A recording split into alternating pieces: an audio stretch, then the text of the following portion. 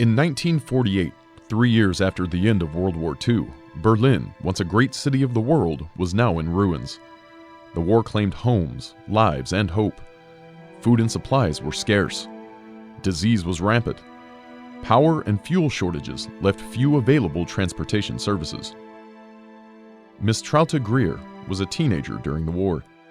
She tells us her vivid memories about that time. Also, ehrlich zu sein, es kann sich keiner vorstellen heute, wie es damals war. Es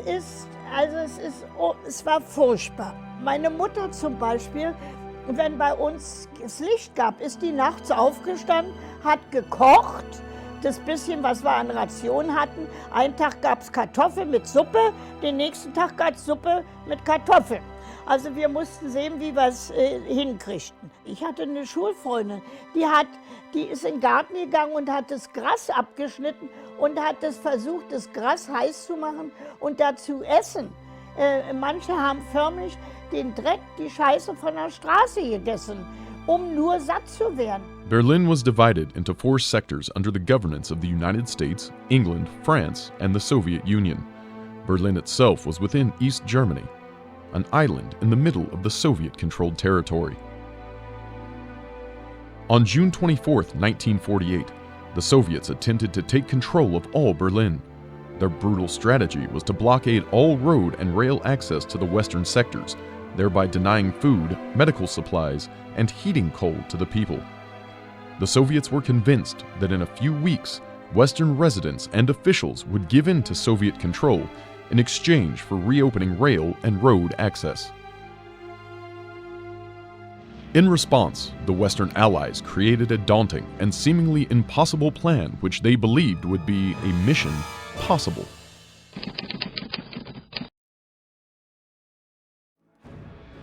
On June 27, 1948, the airlift began. To keep the 2 million residents of Berlin fed, the Allies did airlift tons of food, coal, and gasoline. One of the American pilots who flew in the Berlin airlift was this unassuming and balding 28-year-old man from Utah named Gale Halvorsen. After arriving in Germany, Halvorsen commanded his first supply flight into Berlin's Tempelhof Airport in September 1948. They flew the relatively new Douglas C-54 Skymaster, a big 4-engine propeller-driven aircraft that would carry 4 times more than the older Douglas C-47. Well, there were many flights in Berlin. Each one of them was enough to keep you awake. Airplanes, one after another, every 3 minutes, going across the border over East Germany and into West Berlin. What was your most memorable flight into Berlin during the airlift? I guess the one most memorable is one of my engines caught on fire with a full load of coal. And I had enough power in 3 to keep alive and went into Berlin on 3 engines and in weather, made a weather instrument approach, got it on the ground okay. And so I trust that old airplane. I had 4 engines. I'd lose one, I could fly on another one a little while anyway, even with a load on. So I felt real comfortable with that C-54 Douglas Skymaster. Behind me is the mighty Douglas C-54 aircraft. This is the exact same type of aircraft that Colonel Gale Halvorsen flew into Berlin delivering supplies to the beleaguered citizens. The C-54 could carry up to 20 tons of materials, and 225,000 takeoffs and landings occurred during the 9 months of the Berlin airlift. Then, a small gesture of goodwill was the start of something that would thrust Halvorsen and the Berlin airlift onto the front pages of newspapers throughout America. He told that on his next flight, his crew would drop candy from his airplane. A child asked, "How will we know which airplane is yours?" I said, when I approach, and you have to come over the field first, as I come to land, I'll wiggle the wings of that big 4-engine airplane. When you see those wings wiggle, that's got the stuff. Just watch that airplane. Dann wussten sie, dass das Gale war und dadurch haben die sich schon so alle posiert, die Kinder, dass sie wussten, wie sie sich, wo was runterkommt. And I came back the next day, had a lot of parachutes, a handkerchief of parachutes tied to candy bars. I came around the final approach and just came over their heads, and the crew chief was in the back. I gave him the signal, rang the buzzer, he popped them out. The kid says that the freedom was more important than flour. And wow, when they make that statement, these kids, some of them were dressed in ragged clothes but clean. And the children were so instructive that they were the reason that I decided. I reached my pocket and all I had was 2 sticks of gum. I said, holy cow, this won't go very far, but broken in half. Gave half to 4 kids, and boy, the others grabbed around. Said, come back tomorrow and I'll drop enough for all of you. As news of the operation reached the United States, children and candy makers from all over the U.S. began sending candy. Children all over Berlin had chocolate. They named Halverson Uncle Wiggly Wings and the Chocolate Uncle.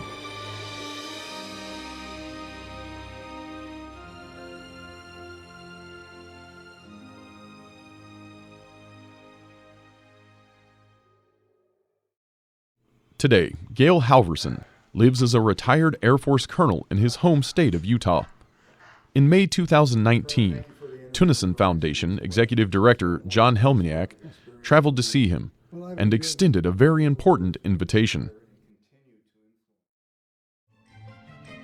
The Tunison Foundation, a nonprofit organization, owns and operates a World War II C-47 aircraft that still carries her wartime name, Placid Lassie. This is an original World War II aircraft. Its name, Placid Lassie, was given to it by its original World War II wartime crew. They named it Placid Lassie because in the morning, when they warmed her up, her engines always ran very, very smoothly. She also never gave them any problems. She was really a very placid lassie. Helminiak asked the colonel if he would consider being an honorary crew member aboard Placid Lassie during the 70th anniversary events in Germany, held in June 2019. With a firm handshake, Colonel Gale Halverson, the man who brought international acclaim to the Berlin airlift, agreed to join the Tunison Foundation to fly to Germany.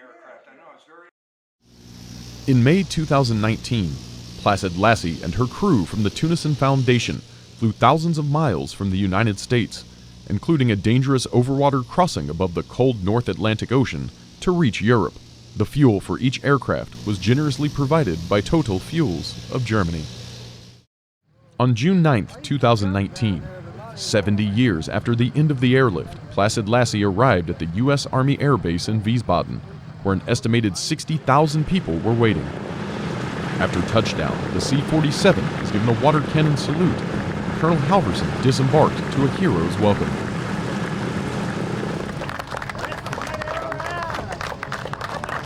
For the crew of Placid Lassie, flying with the Candy Bomber as an honorary crew member brings similar emotions, although for very different reasons. The opportunity to meet him and fly with him and fly an airplane he flew was amazing. The significance of what he did back in 1949 and the uniqueness of being able to be on the airplane with him and actually be flying him in. Well, when I first seen him, I thought, wow, here is a real hero. There is the real McCoy. There's no words to describe what was going through our heads knowing that Mr. Halverson was in the back of the aircraft while we were trying to recreate what he had accomplished 70 years ago. It's just amazing. What an honor it was to bring this honored individual here that meant so much not only to the U.S. military, but to all America as he presented this heartfelt event by dropping the candy to the children going into Berlin. What a simple American thought that was. On that day at the Wiesbaden Air Base, an extraordinary event was about to happen. Placid Lassie was loaded with about 1,000 parachutes and candy, both donated by Jelly Belly Candy Company in Fairfield, California. Then, Tunison Foundation Board Chairman and Chief Pilot Eric Zipkin invites Colonel Halverson into the cockpit. As a highlight, Colonel Halverson himself took the pilot seat, flying over the airport, dropping candy on a parachute, just like in 1948 and 1949.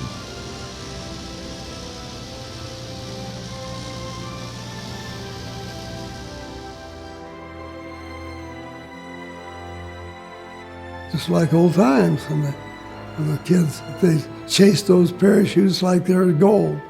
And then we'd drop them and then turn a little bit and look back, and kids just breaking their neck, shaking the parachute.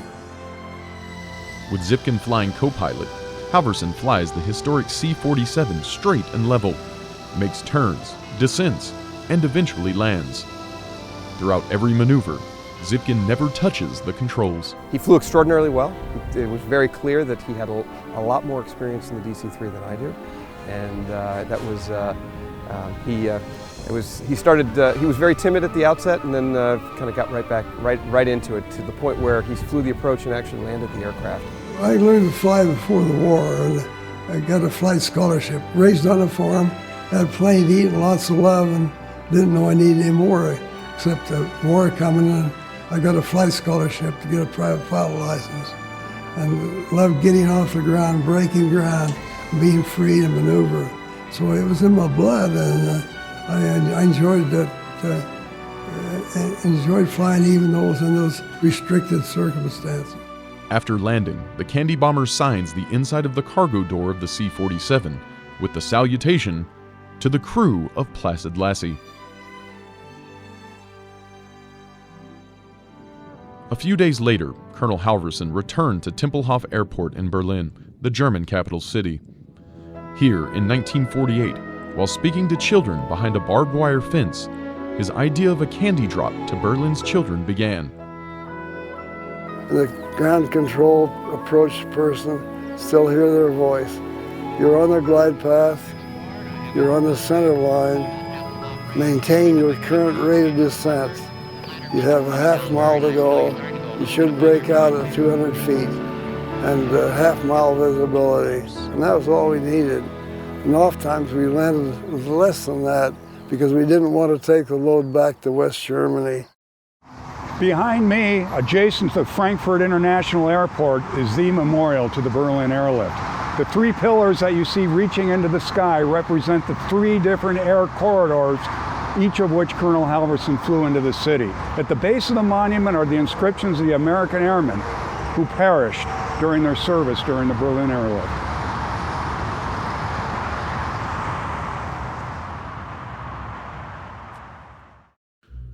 Colonel Halverson awaits the commemorative Tempelhof Airport flyover of 25 C-47 aircraft from the USA and Europe, led by the Tunison Foundation's Placid Lassie.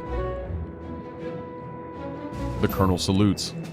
It's an emotional moment for the Candy Bomber, who also served as commander of Tempelhof in the 1970s. I dedicated some of my life to seeing that the people got their food to eat, and that means a lot to me. Never forget it. Berlin ist meine zweite Heimat. Yeah. Thank you. Thank you for all. Thank you. Thank you very much. For all what you have to It was my pleasure. The children were so good. One of my favorite experiences is when my father meets people who were children or who are children of those who were living in Berlin at the time of the airlift. I love to look in their faces because they look at him with such adoring eyes and such love that it is very moving to me to see that, how much that meant to them, doing something for the children, and how much that simple act meant to so many of them. And it was just a very impressive experience, being able to be on this airplane.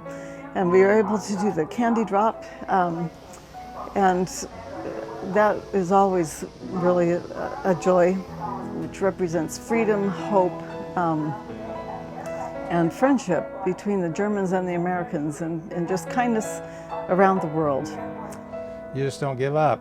And when things don't go your way, you don't quit, you don't sulk, you don't go as an introvert, but that you always are positive and you always believe in yourself, and that you work hard in whatever you do. And I think that was one of the lessons that I learned, was perseverance and just never giving up. Es war tremendous, es war, was noch nie in der Welt passiert war, dass man so 2 Millionen Berliner füttern mussten mit den Flugzeugen, die quasi alle 2 Minuten landeten. Und es war für die Soldaten, für die Flieger ein sehr schwerer Job. Aber wir haben das alles geschätzt und aus Feinden wurden Freunde. Also wir liebten sie abgöttisch mit ihrer Luftbrücke, kann man nur sagen. To feed the former enemy that tried to shot down my buddy. I knew it wasn't the individual that was involved, it was Hitler, and so it wasn't difficult to know that these 2.5 million people were salvageable souls, and whatever it took to fly, we were ready to do it.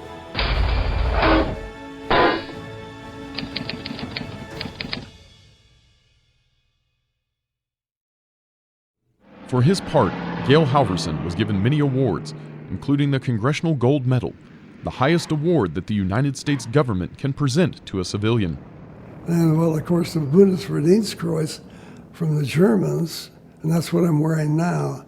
This Red Cross is the Bundesverdienstkreuz, the German Service Cross to the Order of Merit, given to me by the President of West Germany during the airlift for dropping parachutes to the kids in West Berlin that had no chocolate. The Berlin airlift was one of the greatest logistical feats in modern history, and an undertaking of humanitarian relief on a scale we have not seen since. The operation's success stunned the Soviets, who had refused to believe it could make a difference. The blockade was lifted 1 minute after midnight on May 12, 1949.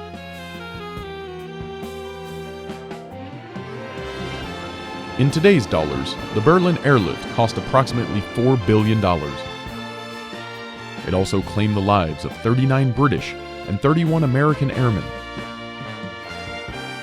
But it also saved thousands of lives.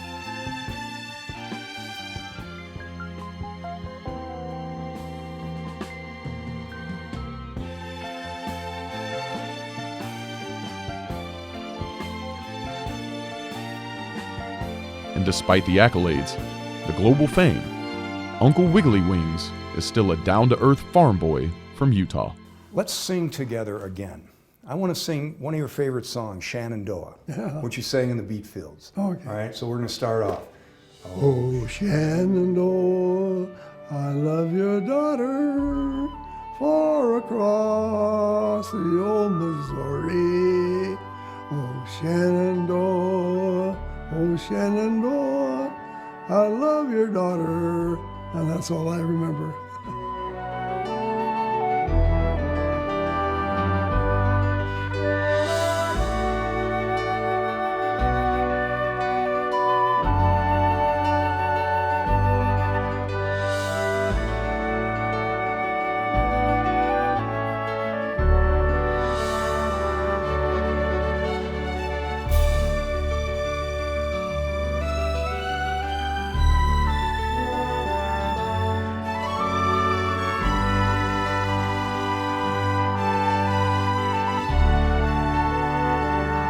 Well, the Tunison Foundation were great supporters and hosts of me, so I'm delighted to have them as a support agency and get me back.